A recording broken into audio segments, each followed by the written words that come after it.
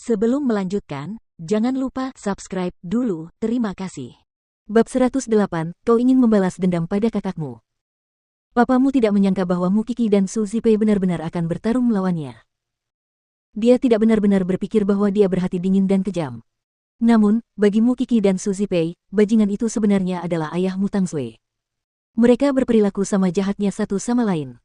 Jadi, Mukiki dan Su Zipei tidak ingin meninggalkan mereka dengan harapan apapun kali ini. Mukiki menghabiskan sepanjang malam di ruang belajar untuk menulis artikel tentang kebakaran. Ia ingin membuatnya seyakin mungkin agar para pembaca mempercayainya. Pada pukul 11, Seng Xiao tidak menemukan seorang pun yang tidur di sampingnya. Jadi, ia bangkit dan berjalan ke ruang belajar.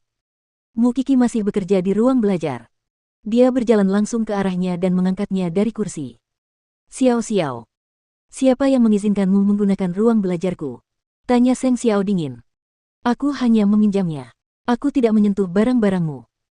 Sekarang sudah jam 11. Apa kau tidak tahu aku akan berkeliling mencarimu?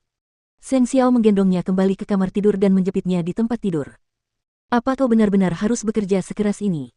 Media lebih mampu menulis artikel-artikel seperti ini. Mukiki menunduk setelah mendengar apa yang dikatakan Seng Xiao. Saya tidak berguna. Saya hanya bisa melakukan hal-hal yang tidak membantu.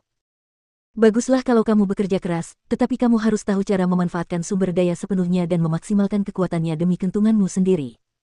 Segalanya mungkin tidak berjalan baik bahkan setelah kamu bekerja keras untuk itu. Mereka memiliki spesialisasi dan keterampilan yang tidak kamu miliki. Apakah kamu mengerti apa yang aku katakan? Jelas Seng Xiao. Mukiki mengangguk setuju. Xiao Xiao, aku mengerti sekarang. Kalau begitu, ayo tidur.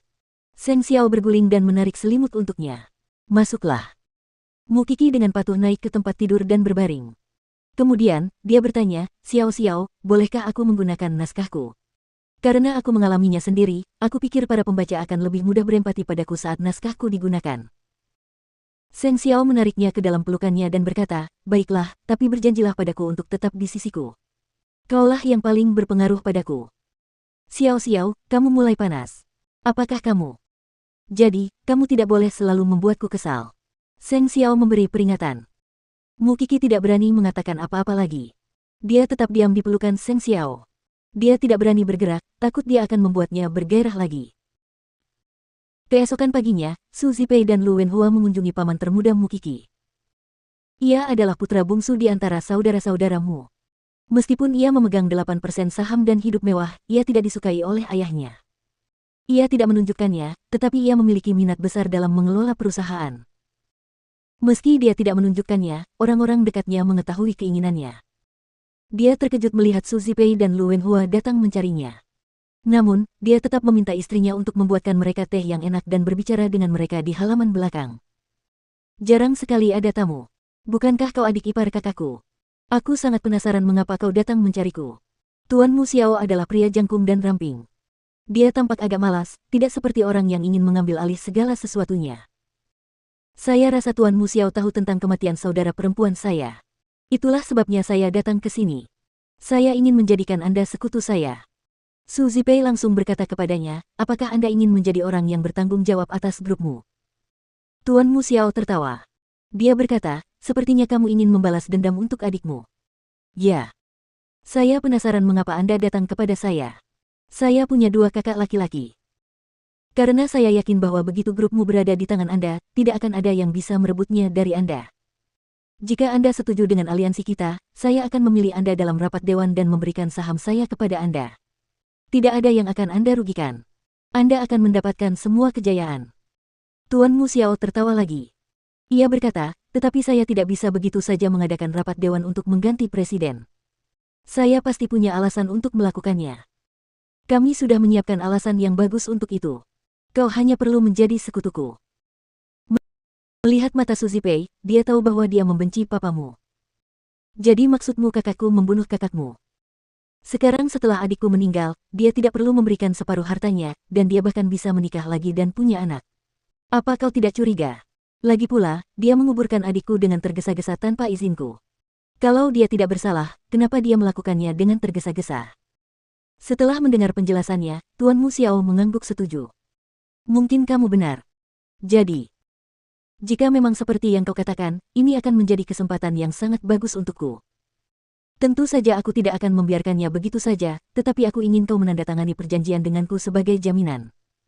Aku tidak ingin melihatmu mengingkari janjimu dan tidak memberiku apapun setelah mengkhianati saudaraku, tidakkah kau setuju denganku? Sebenarnya penandatanganan kesepakatan juga merupakan jaminan bagi Suzy Pei. Kesepakatan.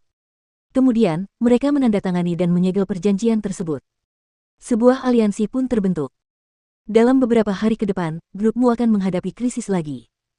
Saat bajingan itu menanyakannya, kau pura-pura tidak tahu apa-apa. Lalu, kita akan memberinya pukulan yang mematikan. Seperti yang kau katakan. Orang-orang selalu mengatakan bahwa pria yang ingin membalas dendam adalah orang yang paling menakutkan. Namun sebenarnya, wanita yang ingin membalas dendamlah yang seharusnya dianggap paling menakutkan. Tuan Mu Xiao menyuruh mereka keluar dari rumahnya. Kemudian, dia mulai bertanya-tanya tentang identitas Lu Wenhua. Entah bagaimana, istrinya mengenalnya dan menjelaskan, dia adalah wakil kepala sekolah Iten. Anda tidak pernah peduli dengan apa yang terjadi pada anak-anak di sekolah, tentu saja, Anda tidak akan tahu.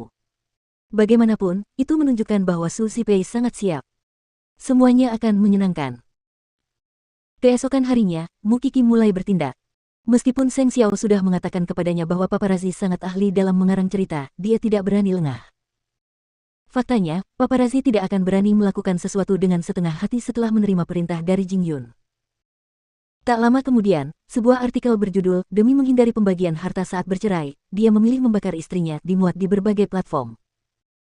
Ketika artikel tersebut diterbitkan, artikel tersebut menarik perhatian banyak pembaca. Artikel tersebut ditulis dari sudut pandang orang dalam dan kisahnya diceritakan dengan cara yang menegangkan. Artikel tersebut mengisahkan seorang presiden perusahaan yang memutuskan untuk membunuh istrinya yang sedang berusaha menceraikannya. Ia menyamarkan kematian istrinya sebagai kecelakaan kebakaran dan tidak mengizinkan orang lain mengambil jasadnya setelah istrinya meninggal. Begitu artikel itu keluar, hal itu menimbulkan banyak kontroversi. Tidak hanya itu, orang-orang mulai menebak-nebak siapa saja tokoh dalam artikel tersebut. Di manakah suami yang jahat ini dan siapakah istri yang menyedihkan ini?